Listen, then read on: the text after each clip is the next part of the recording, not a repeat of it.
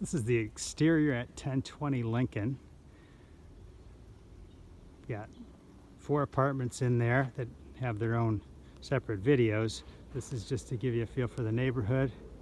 That's towards Hill Street, to the north. And at the end is Burns Park, the park itself. This is in the neighborhood known as Upper Burns Park. It's not a student area.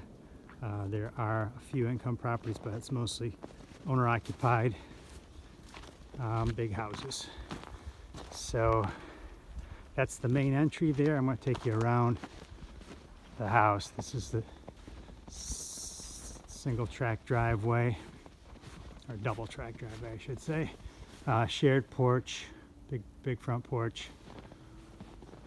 The downstairs is all apartment 1. The second floor is apartments 2 and 3, and the third floor is apartment 4. There's a couple of fire escapes. This one leads to apartment 2.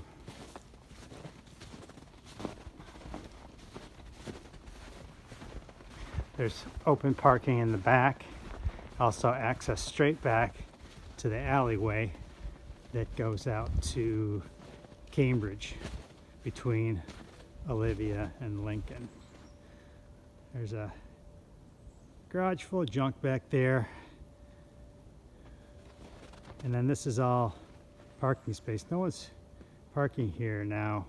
We've got some people that don't have cars, and then some that are parking in the street for the wintertime. You can also get a permit. I think it's $65 a year or so to park on the street, but there's plenty of room back here. Get back to see the alleyway real quick.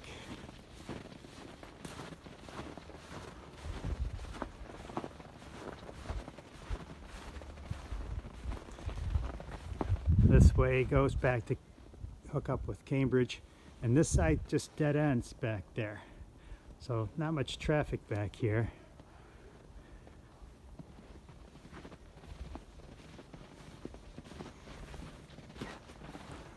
Here's the rear of the house. You can see the staircase goes up to emergency access to apartment 3, and then there's a regular entryway door for the rear entry to apartment 4 up at the top. Got some motion activated lights back here, and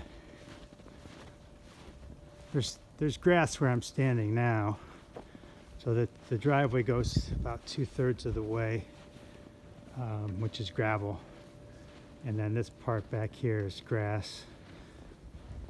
There's the stairs going up, and this is the stairs going down to the basement. I've got an ice melting system here. You can hear that. Keep this from getting iced up in the winter. And for apartments 2, 3, and 4, this is how they get to the laundry room, which is shared. And there's a motion activated light here. There's one high efficiency, high capacity washer and 2 dryers. No spot for tenants to put their laundry supplies. And then this is just storage area back here. There's also a room that's not officially a storage room, but for non-flammable things, I call it the bike and air conditioning room. We can get away with storing bikes down here, and the city doesn't really have a problem with it.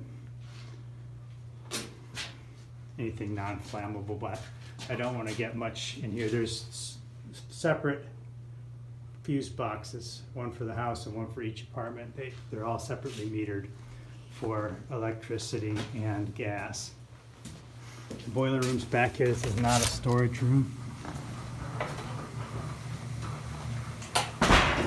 There's a single 75-gallon water heater. I pay for the water, and I pay for the gas for the heating the water. I think working overtime right now.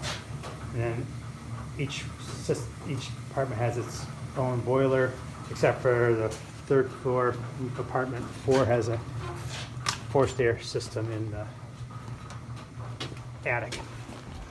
So this is a room that tenants can store things in. As you can see, they have just a little room off the boiler room. It has a drywalled ceiling, so it's legal to store things in. And that's the basement. Thanks for looking.